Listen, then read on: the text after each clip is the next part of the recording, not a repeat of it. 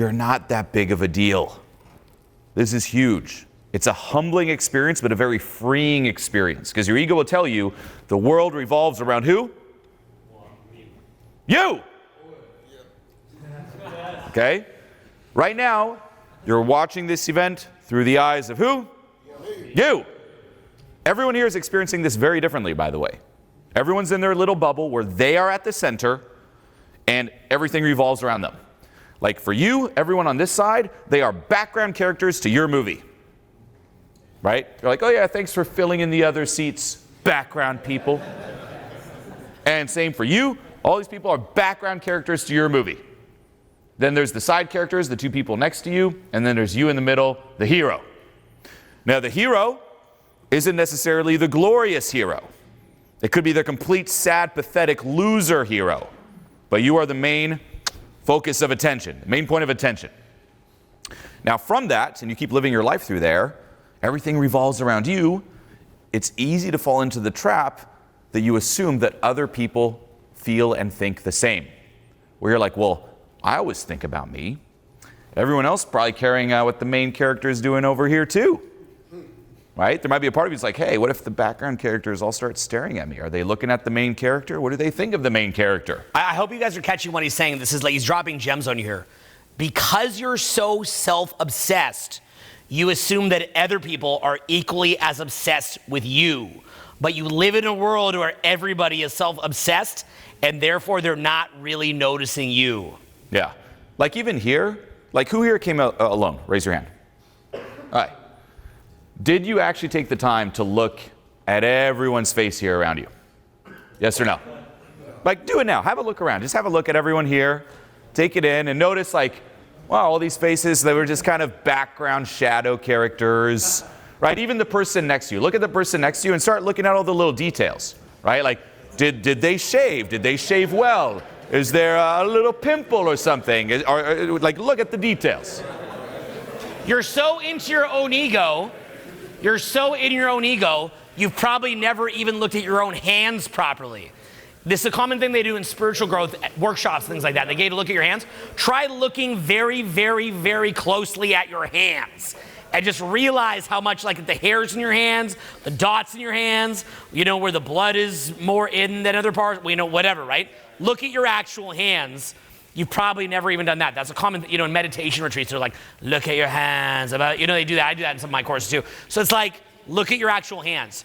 That's how unaware most people are of what other people are doing or thinking. What I would say is like, if you put your arms out, anything beyond arm's reach tends to be non-existent. You live in this little bubble, especially with cell phones now. You walk down the street, guaranteed you're not looking detail at the people walking by. You're just in your little bubble.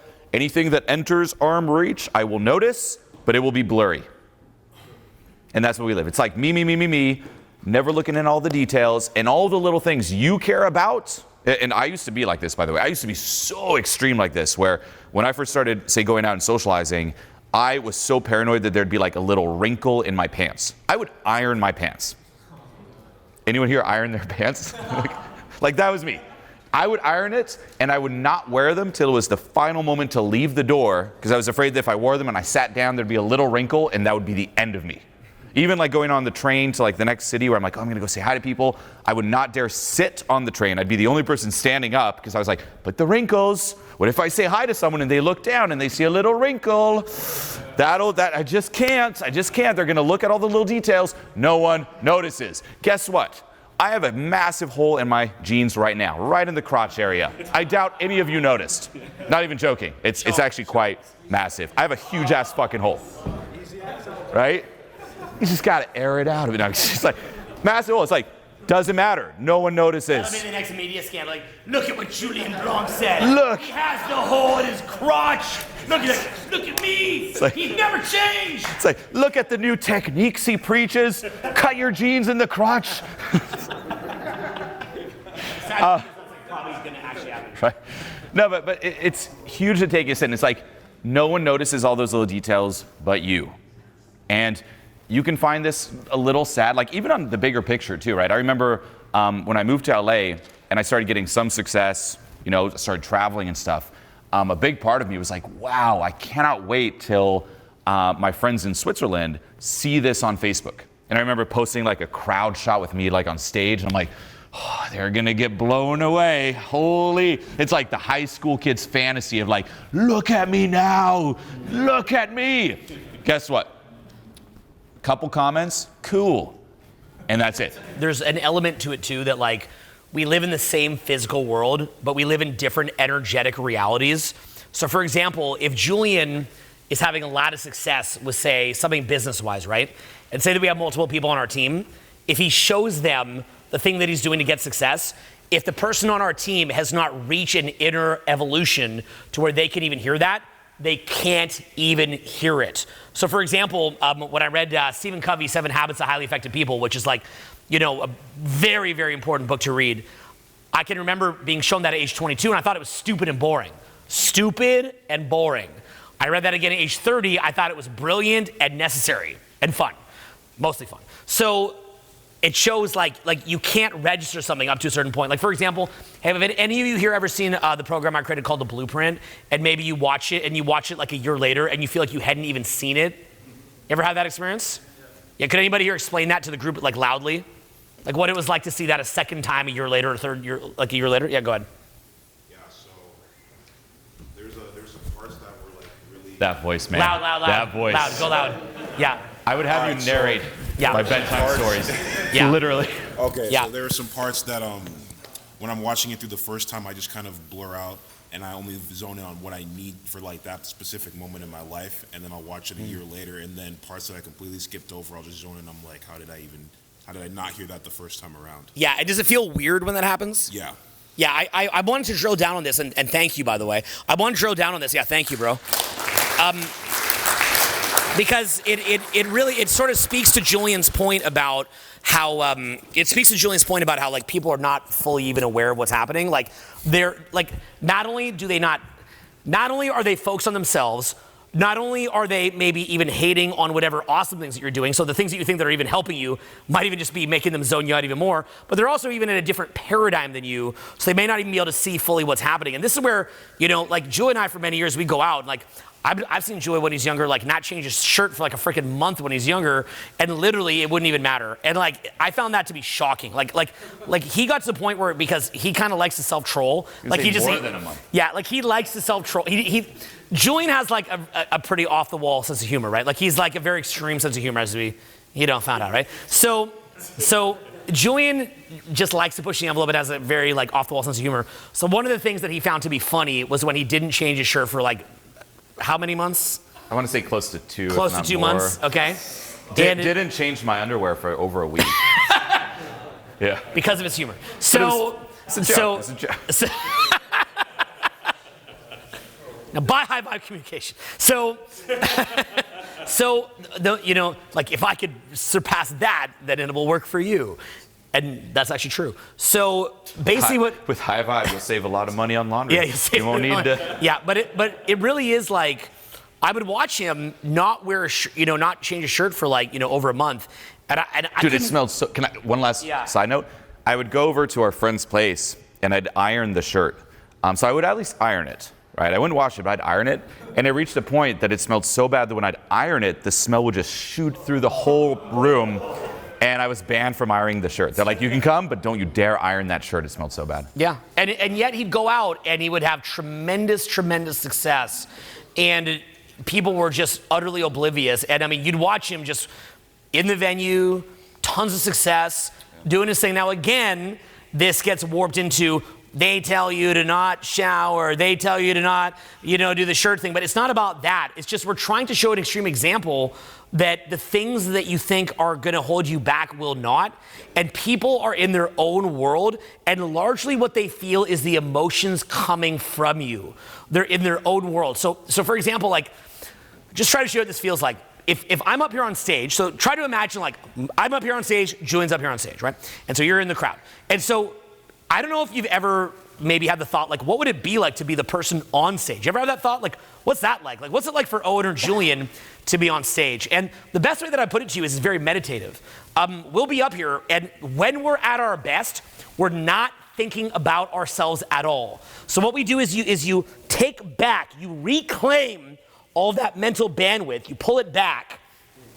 And when you pull back all that mental bandwidth that you were using to care what people think, now you can focus on the words. Now you can focus on projection. Now you can focus on cadence. Now you can be 50 steps ahead in the content. Now you can speak to a group of hundreds of people without having a microphone, because the very energy that you reclaim goes into the volume of the speaking. We're not mic'd right now, speaking to a group.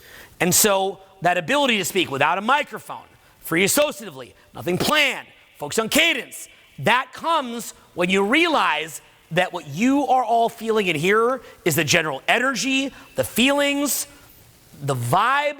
And so what you do is you play it like an instrument. Like an instrument, you go in your body and you play your instrument. And what's happening to most of you is that due to having insecurities, you cannot play your instrument, you can't jam out, you can't go a little bit crazy, you can't enjoy, right? And so that's what we're trying to show you here, is how to transcend that process. Yeah. And it's extremely freeing too. You can be like, well, no one notices, no one really cares. Freedom. I'm not the main character in their lives. Freedom, right? Think of the main character, all eyes on that person. Do you ever look at the background characters of movies? No. If the main character in a movie farts, would you notice? Yes? Main character, like, I don't know, like say Iron Man or like Tom Holland, Spider-Man, you're gonna notice. What if while Tom Holland's there, someone in the background character is like, are you gonna notice it? No. So you could be farting away. No one cares. Literally, no one cares. So it's just such a sense of freedom where it's like, no one cares. And also, this is also sad with society, especially social media, like our attention spans are getting shorter and shorter. Even if they do notice, they'll forget. Like even you and your life, being the main character, how much of your life have you already forgotten? So much. Especially hard times where in the moment you're like, this is so horrible. You forgot. I forgot so many times. Some of the times where I'm like, this is the best day of my life. Forgot. Yeah, it's got to the point that I'm so unafraid of negative emotions, it can be hard to motivate myself sometimes, because literally I know that no matter how bad it is, I'm just going to forget. I had to motivate myself in other ways, so I'm not afraid about bad things will happen. Even this event here, we're going to forget it. Now, if we see, say, a video of it, it'll immediately, oh yeah, that event, and we'll have all the memories and stuff. But guaranteed, out of, say, all the events we did over the years, so many of those epic ones we forgot. Like literally the one reminder is like the video, where we'll watch the video like, oh yeah, like that's our little trinkets, like don't ever forget this moment and stuff. Like when we're 80, we'll be watching these little videos remembering. Otherwise you forget. So take in that sense of freedom. Now, going deeper here too, do realize, right, that no one, and this is very important, can ultimately approve or disapprove of you, because they don't know you. If they don't know you, do they have any right to say anything, or does what they say even matter at all? No, because they don't have all the facts. It's a lot of speculation, right? Like your opinion of me has no weight over my opinion of me, because I know me better than you. Yeah, basically we are able to see, oh, we're not relating or connecting. We're not connecting to the other person, but we're not worried about our own opinion of ourselves being affected. Exactly, right? The example I always give is like, say you were to ask me, you know, my opinion on how they make iPhones, right? And say I were to give it to you. Would you take it seriously? As seriously as, say, the person who actually made it, some little tech guy? Yes? No? No, because I don't know anything about this. It's not my area of expertise. My opinion means nothing. Everyone else here, it's not their area of expertise of knowing you and giving the stamp of approval or disapproval over you. Especially talking about different realities. I care about feedback that Julien gives me. I care about feedback that Graham, our CMO, gives me. I care about feedback that Alex, our top marketing guy, gives me. I care about feedback from my team. I care about feedback from you guys insofar as how it connected, but it's not ultimately my own opinion of myself as my goodness as a person or my value as a person. It's just feedback on how well you're relating or connecting. That's it. You can change those things. Similar to a product, by the way, where the product could be amazing, but if you're not marketing it effectively, you're not going to sell it, and then you just change the marketing. The product was the same the whole time. So as a product, you should never doubt yourself as a product, but as far as the marketing or how you're connecting, that you want to be looking at. Yeah. Okay, so do take that in. Stop trying to find your, still, this is what I say too, still receive the feedback, but once more, filter it through. You have the final say, because no one knows you better than you. Okay, and especially too, talking about different realities, right? We're all in the same world, but different realities. People will project so much on you, right? Like here's, you wanna do a fun, quick little exercise here? Like, let's do this. Groups of 3, just real fast. Look at the two people next to you. Okay, have a look. The 2 people next to you. Now, out of those 2 people, right? People you don't know, right? Or if you know them, pick 2 people you don't know. Just in your mind, pick those people. Now, here's the situation, here's the exercise. Say those 2 people were hanging on a cliff, and you're overlooking them. And a genie appears and says, you can only save one of them. Now, don't tell them, but in your head, no, this is key. In your head, ask yourself which one, right? Or which one do you like more, and then why? And here it's very interesting, because you'll see your projection, right? 2 people you don't know. Why is it that one seems more likable? And you're going to see, well, I'm projecting all this, and they remind me of this person who I like, so they're probably going to be like that person, and this other person, they remind me of my dad, and screw my dad, and or this person, they seem so smug, and it's all you projecting onto it. You know, I do this exercise, funny enough, during live events, Transformation Mastery Live in the beginning, where you're in a group and you'll do that, and then I'm like, okay, paint the picture of those people's lives. Like, what do you think they're like? What do you think their interests are? What do you think their issues are? And they do that. And as the event goes on and they get to know each other, they see just how wrong they were. And how so much of that had nothing to do with the person. It was all of them projecting onto it. People do that with you. No one sees you exactly as you are. They're just projecting so much onto you and forming those opinions off projections. And again, speculation. So it's freeing. You're like, wow. Well, if no one can approve or disapprove but me, then I'm in control. Why do I experience all that anxiety? Right? Now, going deeper too, it does come down to letting go of getting triggered, and this is very important, okay? When it comes to social anxiety, you could say there's the realistic response to a situation and then the disproportionate, unrealistic response. That's called being triggered, right? When your response is, say, disproportionate to reality. For example, if you were to come up here on stage, right, a lot of people would experience, like, there's a reason it's one of the top fears in the world, right? A lot of people would experience massive anxiety as if they're about to die, right? It's like, guaranteed, some of you people are like, come on up. You'd be like, no, like trying to fight it, and we drag you. It's like, come on, right? Now, that emotional response, does it logically make sense? Like you acting like you're gonna die if you're up here, is your life actually at risk? No. Same as in that Starbucks line. Hey, start talking loud. Oh, people have the fear of death there. Hey, is that an appropriate response? No. And if it's not appropriate to reality, then it's something inside of you that you must let go of. It's you getting triggered, right? Just Google that, getting triggered, or YouTube, you're gonna see crazy reactions, right? And we tend to associate that to like, oh, just crazy people, you know, who scream like, no, like that's what you'll see triggered. But no, just triggered is whenever your response is disproportionate to reality. And a lot of social anxiety comes from that. When you're triggered, it's when something that you disowned gets poked at inside. Links to past trauma. And this is also why you must audit your life socially and ask yourself, what happened that caused this response? What experiences did you go through that started getting you to fear what people think of you? Because once more, you were not born that way. When did you start caring so deeply? And then by releasing that, you're left with the appropriate response. And then it's just gone. And you don't have to fight against it. It's just gone. So you must have the logical understandings, which we covered here, the letting go side of it, action as well. It's not just, this is a trap too. People are like, I'm just going to stay in my room and let go and let go. No, you also take action, and then you free yourself from that. And then you're able to focus. You're able to see it. You don't get triggered. You can calibrate it. You're not run by it, but you can choose to act within it. Because guess what? An interaction is more than one person. You could be like, well, it's just me expressing my authenticity. Hey, if it doesn't connect, that's not an interaction. Part of your win should be that it connects with the other person. To do that, you can't have social anxiety. You should be able to see people realistically. And here's another scary one. Until you do this, right, different realities that we live in, if you're in the state of anxiety, you're not going to see people for who they are, and you will not be calibrating to reality. Huge. Say you see someone who you believe is outside your league. You're like, oh, they're so scary. Their approval means so much.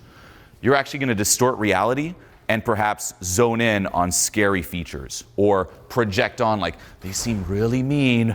Oh, I better not mess this up. You know, if I'm not on top of it, oh, it's going to be bad. When in reality, that person can be the friendliest person ever. And yet, by you going up and calibrating to scary person, what do I say for a scary person? One, you'll come off as weird. And even if you actually do it right, and you're like, oh, scary person, that frame is so strong that they will buy into it and they will be that scary person for you. It's a lose-lose. So to calibrate, you better see reality for what it is. And that comes from a lot of inner work and a lot of letting go.